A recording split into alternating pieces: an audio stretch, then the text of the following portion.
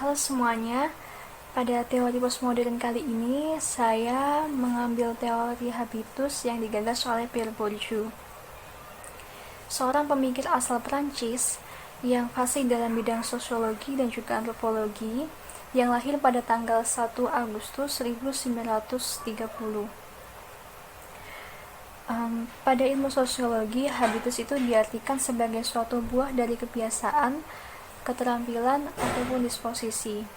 atau interupsi dari atasan menuju bawahan,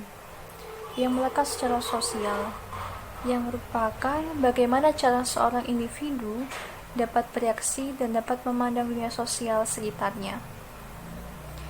Pada dasarnya, habitus itu tidak digagas sendiri oleh Bourdieu, melainkan merupakan sebuah gagasan filosofis tradisional yang dihidupkan kembali, yang mana teori ini muncul pada mulanya sebagai hasil interupsi Bourdieu melalui guru ataupun melalui pengalaman-pengalaman dalam hidupnya. Nah, sedangkan menurut arti lain, habitus dapat berarti sebuah kesadaran subjek reaksi terhadap filsafat tindakan ganjil yang dapat dirumuskan sebagai suatu sistem ataupun skema yang dapat diperoleh dan dapat bertahan lama, yang juga dapat melekat di masyarakat, yang bisa berarti bahwa sebuah pembiasaan, penampilan diri, pembawaan dengan kondisi tipikal tubuh, dan tidak hanya melakukan keseragaman, namun juga melalui pembedaan yang menghasilkan pembawaan tertentu. Habitus merupakan hasil keterampilan yang menjadi tindakan praksis atau tidak disadari, yang kemudian diterjemahkan sebagai suatu sistem kemampuan yang alamiah dan dapat berkembang dalam lingkungan sosial tertentu. Habitus juga merupakan suatu struktur yang intern yang mulai proses rekonstruksi. Jadi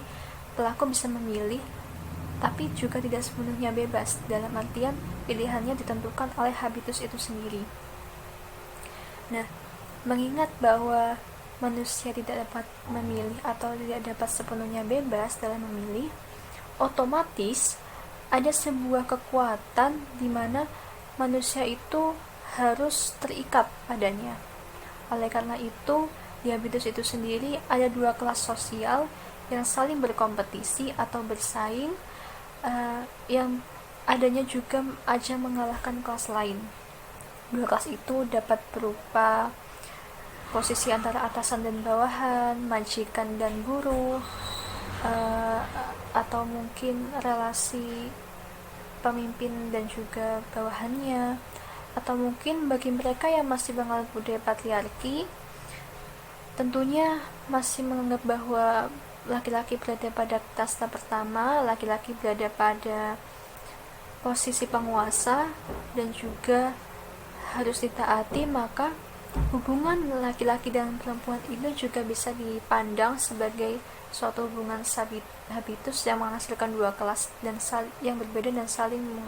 berkompetisi satu dengan lainnya. Jadi dapat dipahami bahwasannya habitus itu sendiri merupakan suatu kondisi alamiah dengan sebuah sistem kelas yang ada di dalamnya, yang menekankan bagaimana suatu kelas itu bisa mempertahankan atau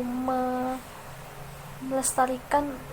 atau menurunkan kekuasaannya dari generasi ke generasi berikutnya, sehingga bisa dikatakan bahwa dalam satu keturunan itu berada pada mobilitas yang tetap, yang posisi tersebut stagnan, yang tidak mengalami perubahan. Jadi Bourdieu juga menyangkal bahwasannya melihat fenomena tersebut, bahwasannya kesamaan peluang, adanya kesamaan kemampuan dalam berpindah status atau melakukan mobilitas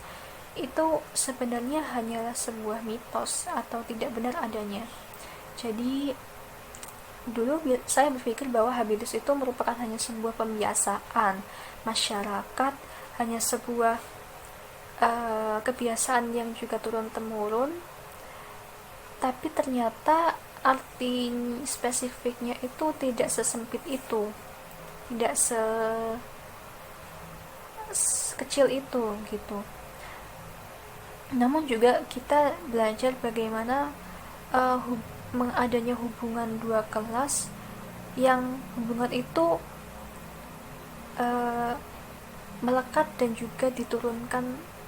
terus-menerus seperti itu.